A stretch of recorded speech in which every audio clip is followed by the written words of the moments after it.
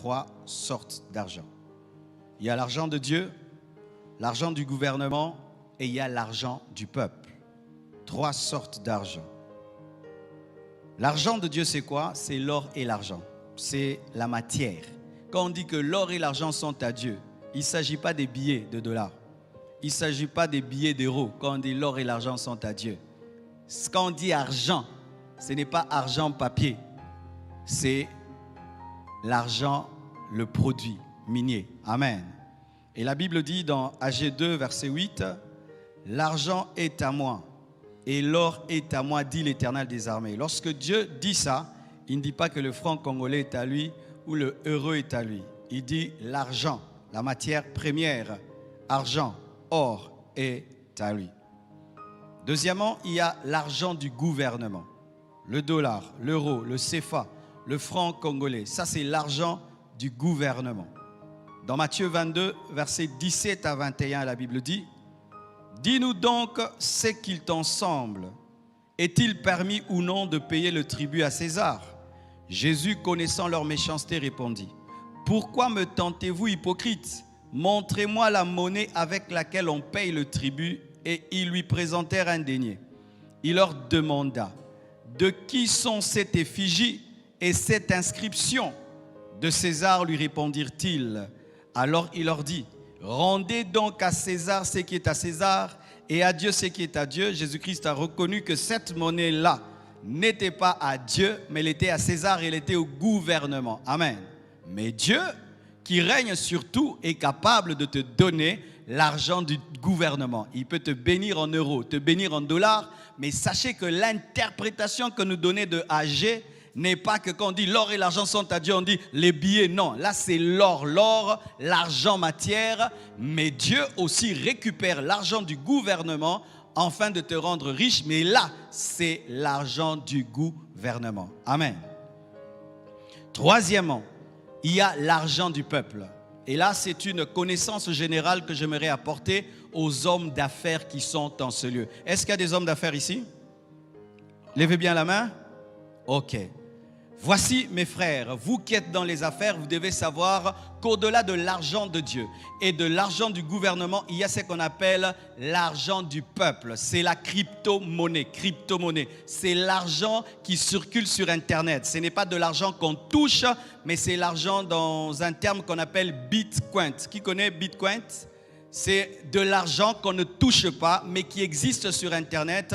Et je crois avec mes récentes études, un Bitcoin coûte au moins 2000 à 3000 euros. Et il y a des gens qui gardent leur argent maintenant sur Internet parce qu'ils ont fait des études du monde actuel et ils ont vu que dans les temps qui viennent, il se pourrait que l'argent en papier disparaisse et que les transactions maintenant se passent par Bitcoin ou même par d'autres monnaies Internet, parce que vous devez savoir qu'aujourd'hui, il y a la monnaie sur Internet qui n'est pas le franc, qui n'est pas le dollar, et des gens qui ont vu le futur du monde sont en train déjà d'entrer dans un processus de préparer leurs affaires en transférant tout en Bitcoin.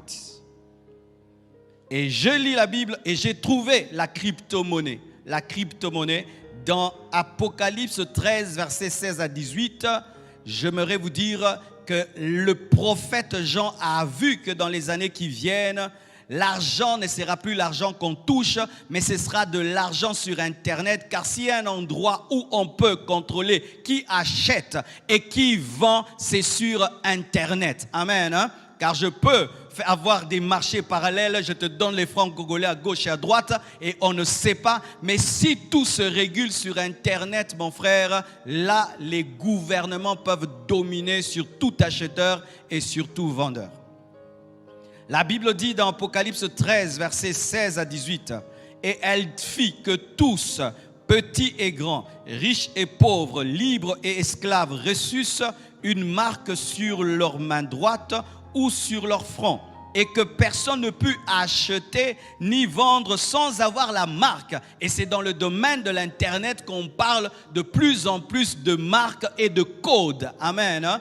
Donc le monde actuel est en train d'évoluer vers la disparition de l'argent.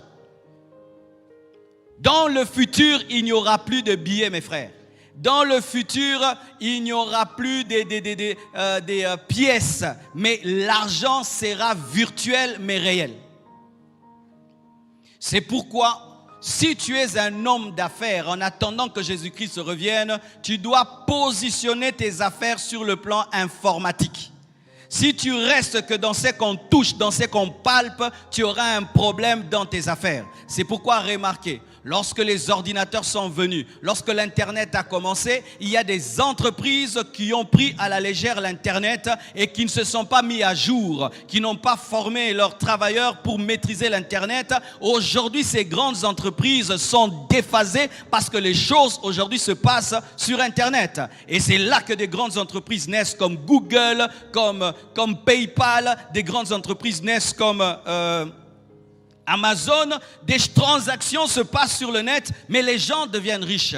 Si tu veux régner et dominer en ce siècle-ci, tu dois ajouter à ta manière de travailler la place de l'informatique, parce que l'informatique, c'est le langage actuel du monde. Amen. Hein? Comme l'anglais, comme le français, il y a aussi un langage informatique. Et la plupart des temps, lorsque l'homme est habitué à un système de pensée et de travailler, il a du mal à s'ajuster avec le nouveau fonctionnement. Et c'est ce qui fait que beaucoup de personnes très intelligentes échouent parce qu'elles ne savent pas utiliser les nouveaux matériaux.